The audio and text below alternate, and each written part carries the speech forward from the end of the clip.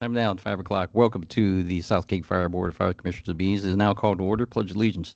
Please see John, please.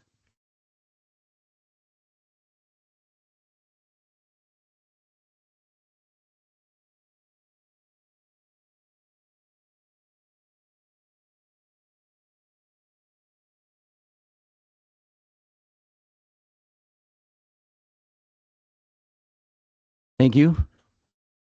Um, Commissioner Monroe will be online, virtual, and Commissioner Burris is excused at this time. So, down to item number 3, approval of minutes from the following board meetings. Regular meeting on June 23rd, 2026, and special meeting on July 6th, 2026.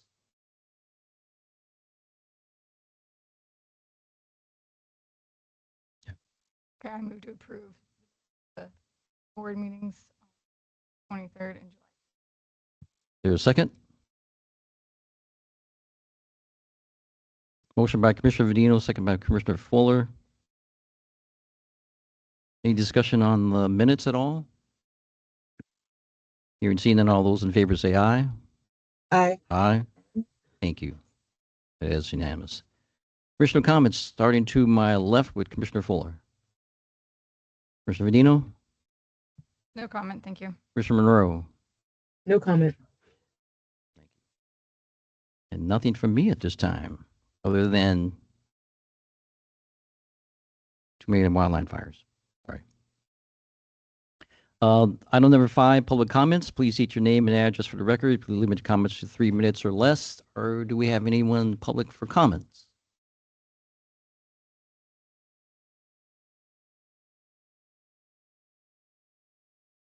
Hearing seen none, we'll move on to item number 6, Commissioner Committee reports.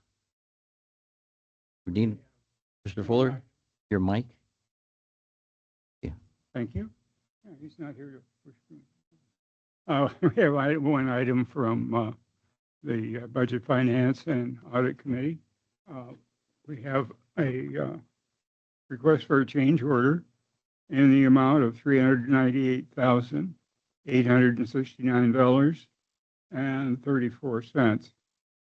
That's representing a 10.39% of the total project cost. Comment that we are in the final short seat. What else going on? I got one dated July 16th. What do you got?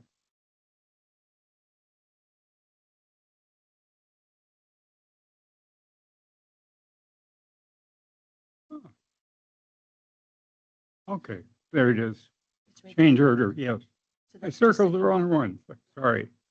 The total change order corrected this month is $58,632.42, again representing 10.39% of the project.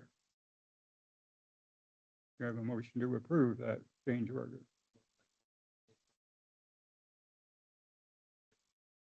Second.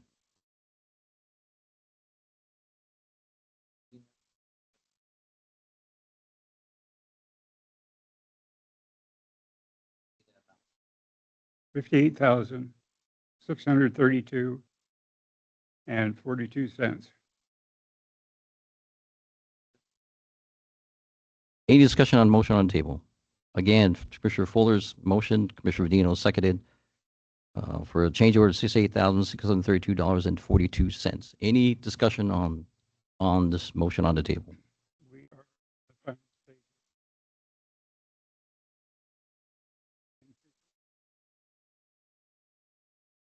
Responding to some last minute things that is.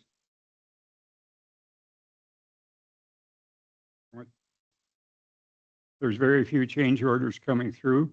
They're for smaller amounts, and due to some things that we were unforeseen, usually, and last minute changes. So I think we're getting there, and we're almost there.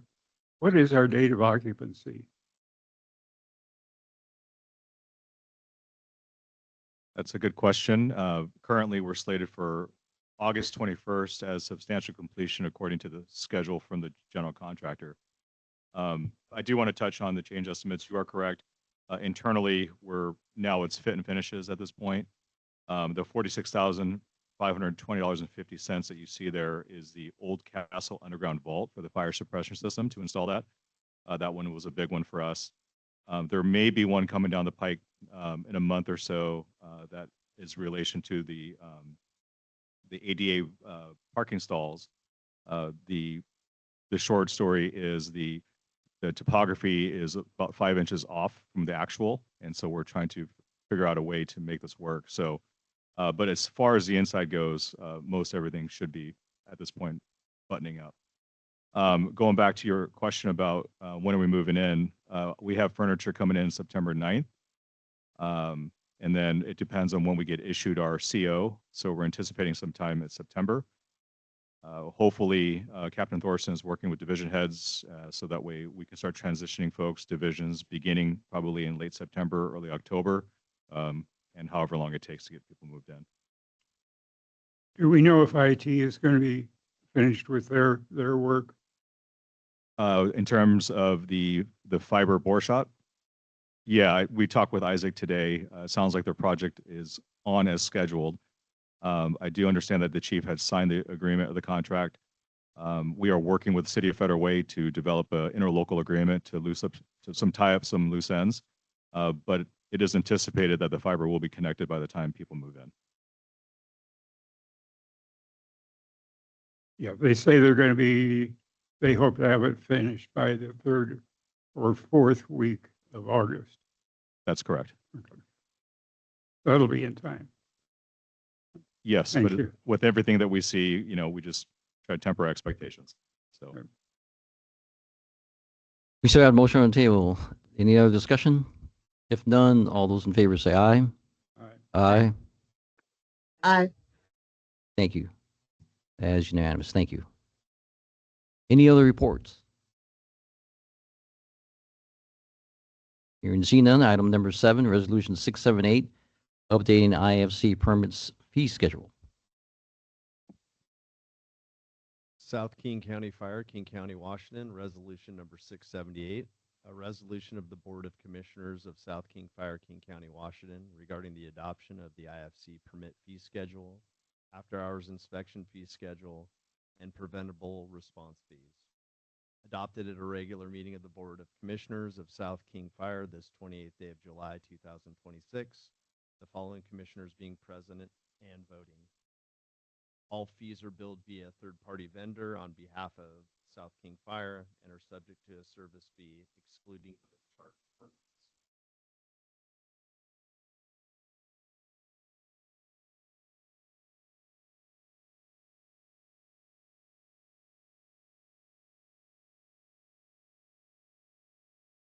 Thank you. I will again move that we adopt resolution 678, updating the IFC permit fee schedule. Is there a second? Second. Motion by Commissioner Fuller, seconded by Commissioner Vedino. Any discussion on the resolution 678? In that list, are those the maximum we can charge, or is there some maximum that we can charge? We can vary it according to what our wishes are, but we just have a flat rate set. We can, whatever the board would like, we can charge what you would like.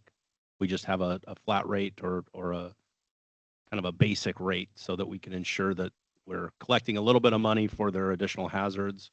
But the fire benefit charge is also getting them with their additions.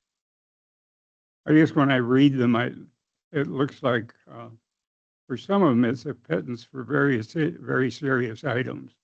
The repeat ones go up, but do they go up enough to make them really want to get to 3rd and 4th time?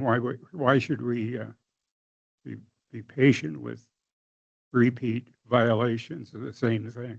You're talking about re-inspection fees. I understand. I Yeah. was thinking you were talking about permit fees. No, we can adjust that. Went off of.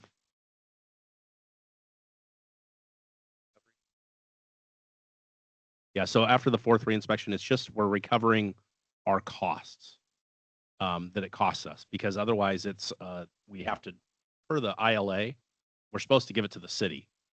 to finish enforcement, and the city would despise us if we were to do that because it would be a very large workload for them. Okay, So we're trying to keep it fair and equitable as best we can until we get to a point where we don't get compliance that we give to the city.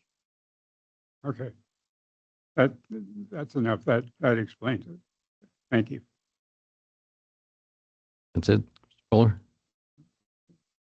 Okay, I think we voted. So all those in favor of 678, aye?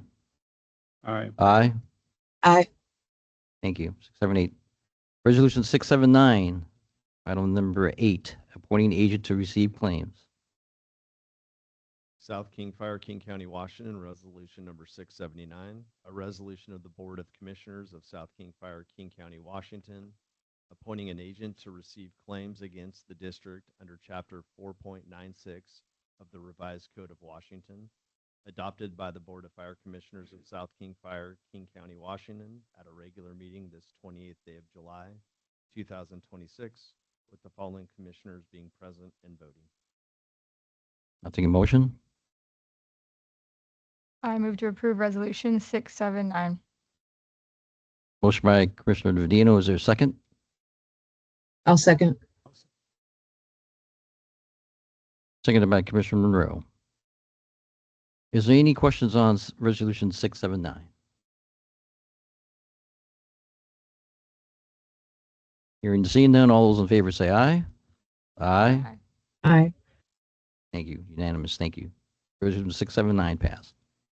Item number 9, administrative team report. All right, I wanted to first and foremost draw your attention to a water rescue call that the crews had on Sunday, July 19th, where they were able to, there was a capsized boat that came into the marina. Crews were down there actually physically on the site, on the pier, enjoying the weather and interacting with the residents.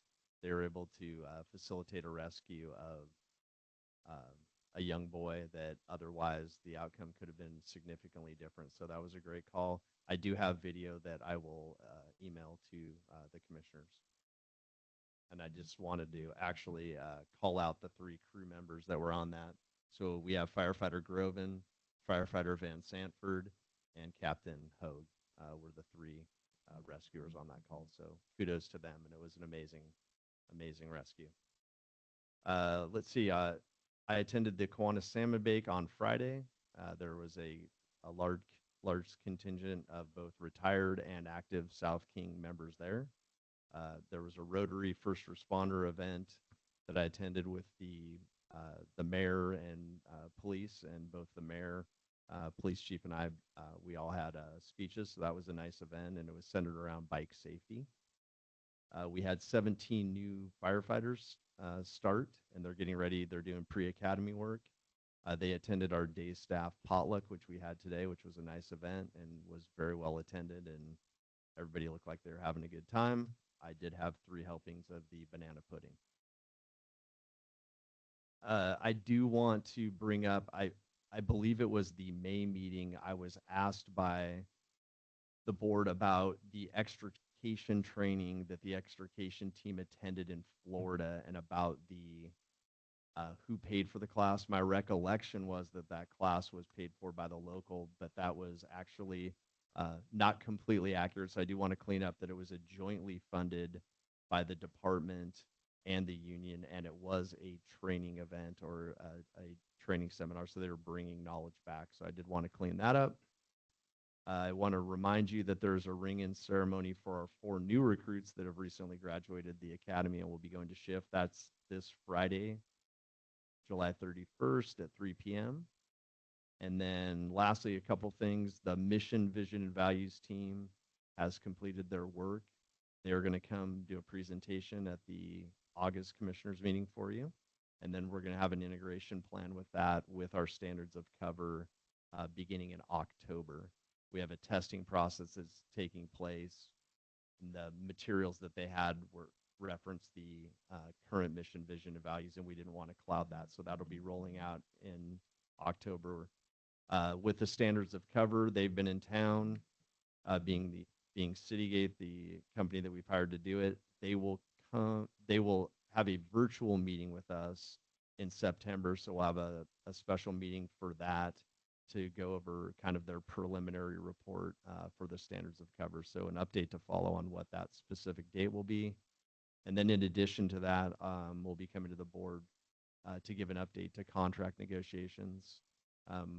We've made a lot of progress with it, and we have a meeting coming up July 31st that we're anticipating, or we're hopeful that we can wrap up and TA all the articles. And so I want to get in front of the board in August to be able to go over that with you. So that would, again, be another special meeting.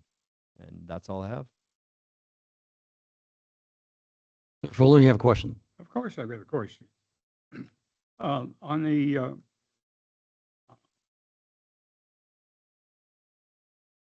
you can't no on the visit from Citygate, they met with the admin team. Is that correct? Yes, that's correct. And for a day. Yes, they were out for a full day, and it rotated through. I was in all of the meetings, and Okay. different members from the department sat in and met with them. It was enough time. Yes, they've been collecting a lot of data. Chief Winter has been the point person, and we've had a lot of people in the organization providing data for Citygate. They came up in person for the day to go over what had been collected, to ask questions on that. Now they're going back, organizing all of that, and then they'll get in front of us with their preliminary report. Were That's they- what they'll present on.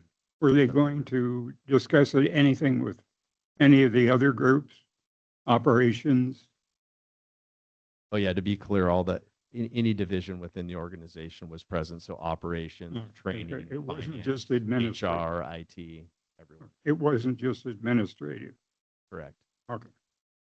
I expect to have a lot of involvement in the wildland fire.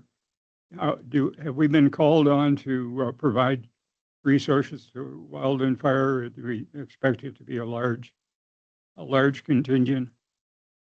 I'm going to defer to Chief Anderson for that.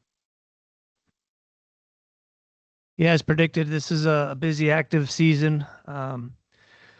Firefighter Chris Clark went out with a strike team task force a couple weeks ago from Zone 1, that being kind of the east side departments. They were gone for about 10 days. And then last week, Lieutenant Brooks Warner is up in the northeast part of Washington State as a single resource managing heavy equipment. And Engineer Chloe Reed is in Colorado with her incident management team, and she's managing all their communications. And we're getting requests almost daily for more personnel to go out. But right now, we're we're providing management level skills, kind of. One management, one single resource that's boots Okay. on the ground. Okay. What is Washington Task Force 1? That's the local FEMA team. Okay.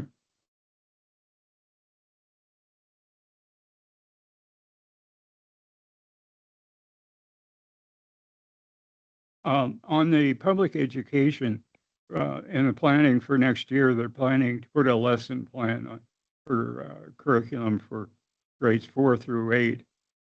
There's an awful lot of classes there's lots of classes at each school and quite a few schools. Are we going to try to do a train the trainer program so we can cover all of those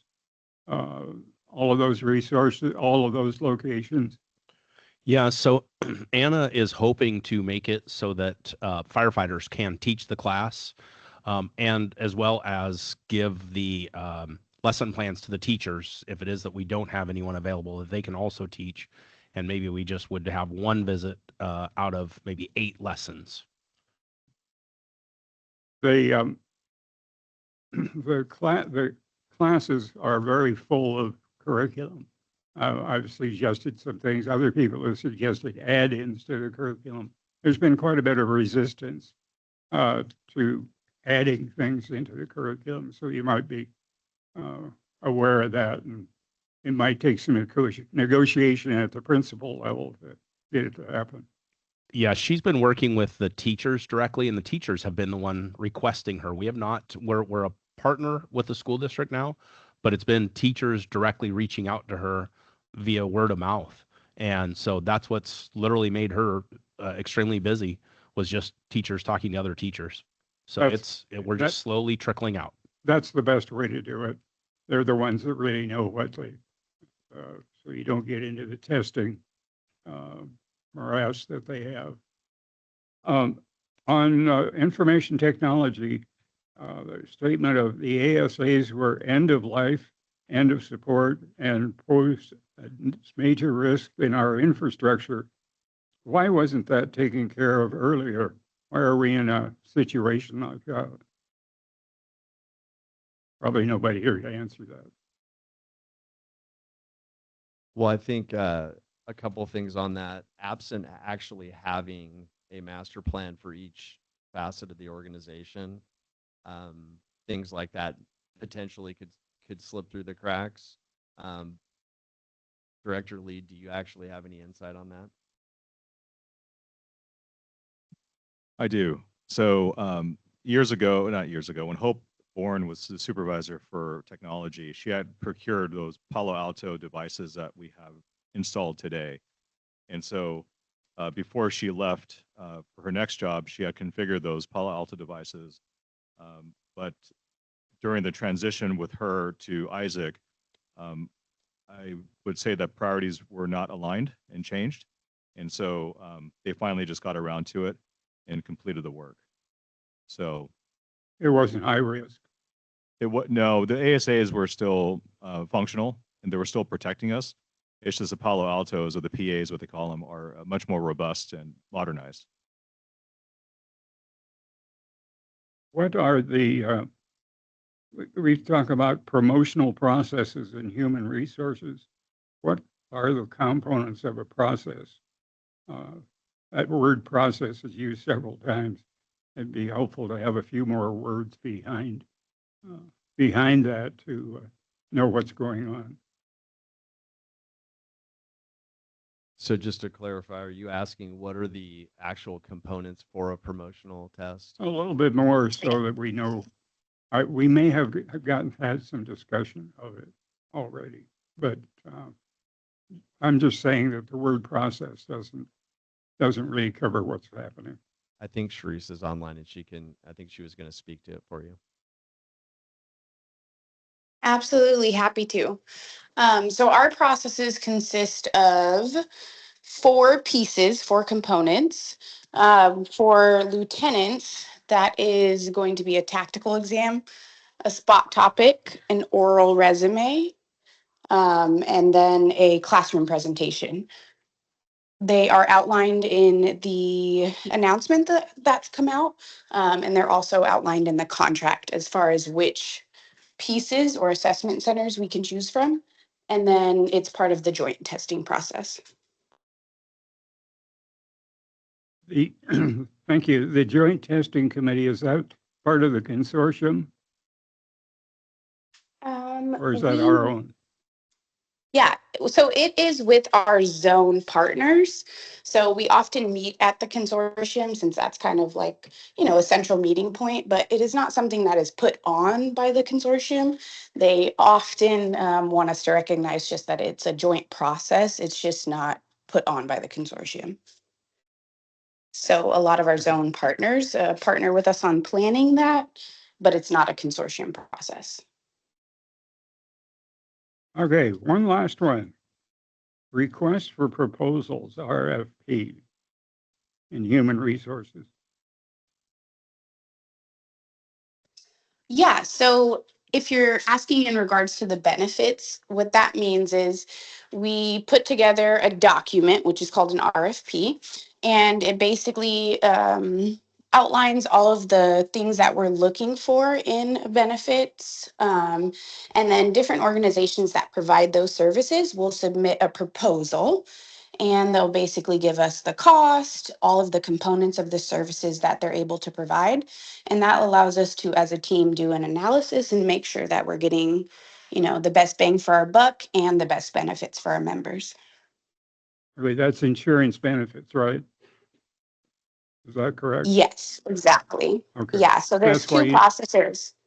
that go with that, a broker for those benefits, and then the actual benefits coordinator or the TPA, which for us currently would be E EBMS.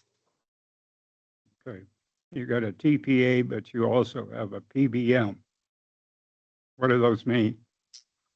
Correct. So the TPA administers all of the benefits that we receive, like vision, dental, healthcare.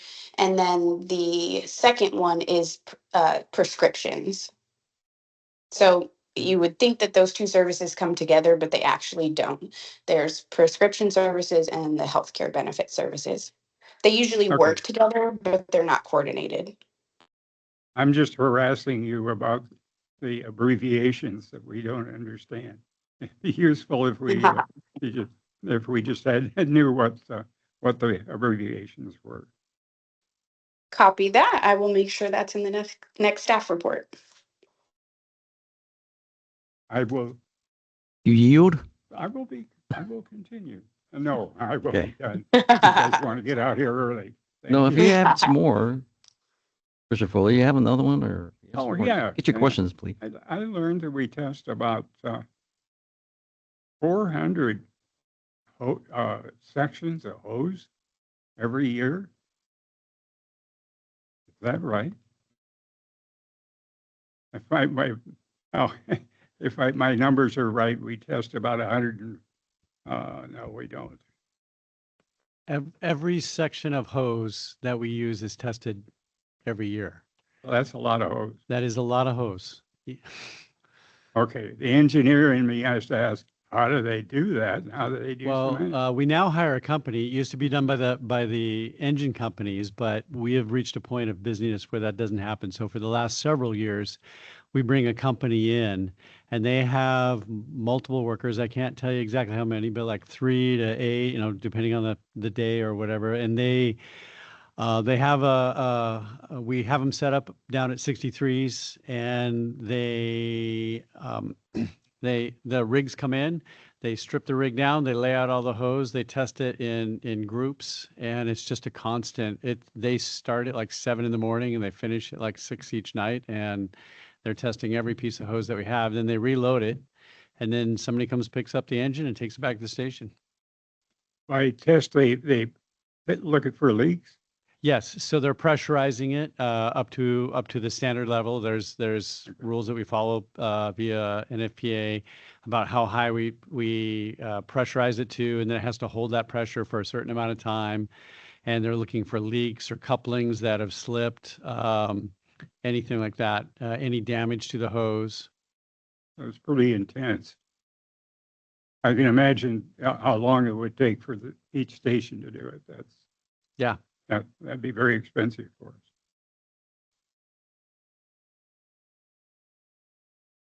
I am done. Done? Really? So, Commissioner Benino have anything? Commissioner Monroe?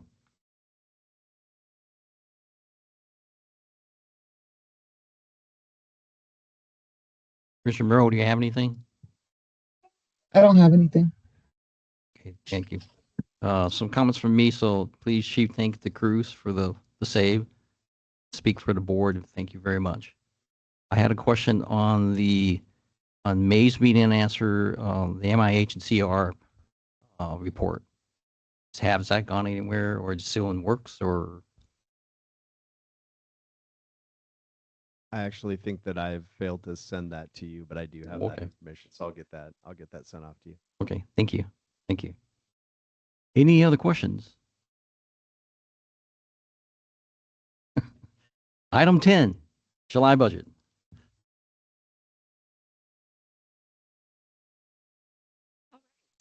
So we would expect to be at 58.33%. We currently are at 55.42%, leaving us under budget 2.91%. And with the details, we have mid-month totaling $116,254.32. Accounts payable totaling $2,590,522.92. Our payroll totaling $1,953,045.90. Our EFTPS totaling $470,000 $7,015.42. Our medical claims processed as of July 21st, totaling $527,701.26, for a total approval of $5,664,539.82. Any questions? Commissioner Fuller, your mic, please. Commissioner Fuller, your mic. All right, just leave the darn thing on. We have this time the details for each of the divisions or groups. And if you look at budgets versus actual, some of the departments have very large overages in their budgets or in their performance or the results. Are those errors in budgeting, or is it the issue that new things have come up, so they decide to spend money from one that was in one pot in another, and not change the budget, but just shuffle the money around? Right. So typically the best practice in budgeting is to pull the dollar amount of the actual line item. So when we're doing our annual report for the state auditor's office, they have us categorize whether it's supplies or services. So you might see some of those line items go over, because let's say we had to purchase an extra 10% of fire hose. We'll go over in that specific line, so we're reporting accurately to the state auditor's office, but then we might see a savings on a service. So we look at the bottom line of the division as a total. Okay. You can't just get away with moving money around just to for changes without a reason. Right. I noticed one department had a 600% amount, which just stood out almost like neon on the page. But Yeah. just wondering how that reflected in the budgeting and reporting. Thank you. Yep. Any other questions? Comments? If not, I'll take a motion. I move to approve the vouchers. Motion by Commissioner Venino, is there a second? I'll second that. Second by Commissioner Fuller. Any comments on the motion to approve of the vouchers? No. Here. Commissioner Rowe, did you have a comment or a question? I do not. Okay, thank you. Hearing and seeing none, all those in favor say aye. Aye. Aye. Thank you. Approved. So this time, the board will convening executive session per RCW 42.301101I to discuss with legal counsel representing the agency matters relating to agency enforcement actions, or to discuss with legal counsel representing the agency litigation or potential litigation to which the agency, the governing body, or a member acting in official capacity is or is likely to become a party when public knowledge regarding discussion is likely to result in an adverse legal or financial consequence to the agency. Joining the board in the executive session were Chief Woody, Assistant Chief Michaels, Tsukal, Director Lee, Matt Murray, and Dan Dale, Legal Counsel Eric Quinn. Time now is 5:34, recess till 5:44.